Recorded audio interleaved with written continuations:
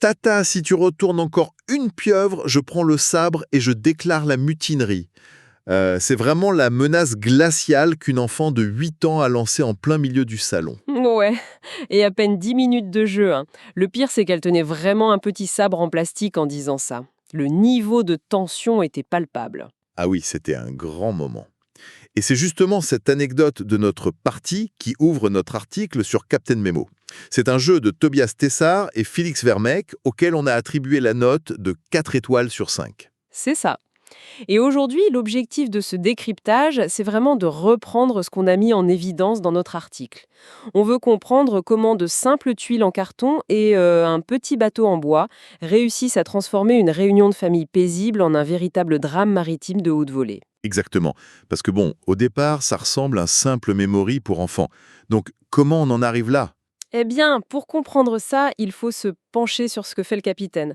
En fait, à chaque manche, un joueur prend ce rôle avec une mission très claire. Il doit naviguer en retournant des tuiles au centre de la table pour trouver 5 trésors. Ouais, des trucs comme des rubis ou des longues vues, je crois. Voilà. Mais il y a des obstacles, des cyclones, des icebergs ou même des poissons-scies. Si tu retournes un seul de ces dangers, ça passe. Mais si le capitaine retourne un deuxième danger identique, c'est le naufrage immédiat. Attends, parce que la mécanique de base que tu décris là, c'est littéralement le jeu du memory classique. On retourne des tuiles pour associer des images. Oui, tout à fait. Mais du coup, comment on passe d'un classique d'école maternelle à une fillette de 8 ans prête à commettre un pute charmé dans le salon? Ah, mais parce que c'est pas qu'une question de mémoire, en fait, hein. C'est surtout une question de cupidité. Le capitaine décide lui-même quand il s'arrête. Plus il cherche de trésors, plus il risque de tomber sur ce fameux deuxième obstacle identique qui coule le navire. Ah, je vois.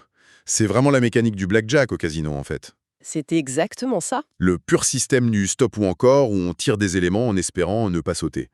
Sauf qu'ici, au lieu de compter les cartes, on utilise sa mémoire visuelle pour éviter de repiocher la zone où on a vu un cyclone par exemple. Complètement. Le capitaine joue avec le feu. Mais la vraie question, et je dirais que c'est vraiment le cœur du jeu, pendant qu'il transpire au-dessus de ces tuiles, que font les autres? C'est vrai que s'ils se contentent de regarder, ils vont juste s'ennuyer en attendant leur tour, non? Voilà, et c'est là où le design est brillant. Le jeu implique activement le reste de l'équipage. Pendant le tour du capitaine, et ça c'est avant chaque nouvelle tuile retournée, les autres joueurs ont un choix crucial à faire. Ils peuvent se retirer, c'est ça? Oui, soit ils restent à bord pour espérer partager un gros butin, soit ils fuient les navires pour sécuriser ce qu'ils ont déjà gagné. Ou alors, et c'est là que ça devient drôle, ils s'emparent du sabre pour déclencher une mutinerie. C'est génial. Donc, à chaque seconde, la dynamique de groupe est redéfinie. Et c'est là que ça devient fascinant, même pour quelqu'un qui s'intéresse peu aux jeux de société d'habitude. On bascule dans la pure psychologie comportementale. C'est ça, on regarde plus du tout les tuiles sur la table en fait. On scrute le visage du capitaine, on essaye d'analyser ses micro-expressions. Genre, on se demande s'il hésite ou s'il a oublié où se trouve la deuxième pieuvre, par exemple. Exactement.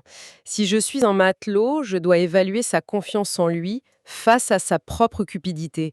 Si je déclenche la mutinerie et qu'il fait naufrage juste après, c'est moi qui gagne. Mais si je me trompe et qu'il réussit son coup, je finis à l'eau sans rien. Ah ouais, le dilemme. Mais avec ce niveau de trahison, de bluff et de menace, comment ça finit pas systématiquement en crise de larmes? Enfin, surtout quand ça implique des gens enfants. C'est une super question. En fait, c'est parce que l'agressivité est systémique, elle n'est pas personnelle. La trahison fait partie intégrante du thème de la piraterie, elle vise un rôle précis, celui du capitaine, et ça peu importe qui l'occupe à ce moment-là.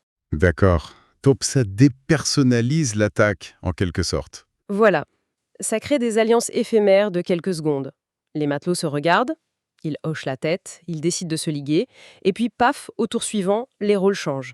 La tension est relâchée presque immédiatement par le rire d'un naufrage qui devient inévitable. Ce qui explique vraiment bien la conclusion de notre article.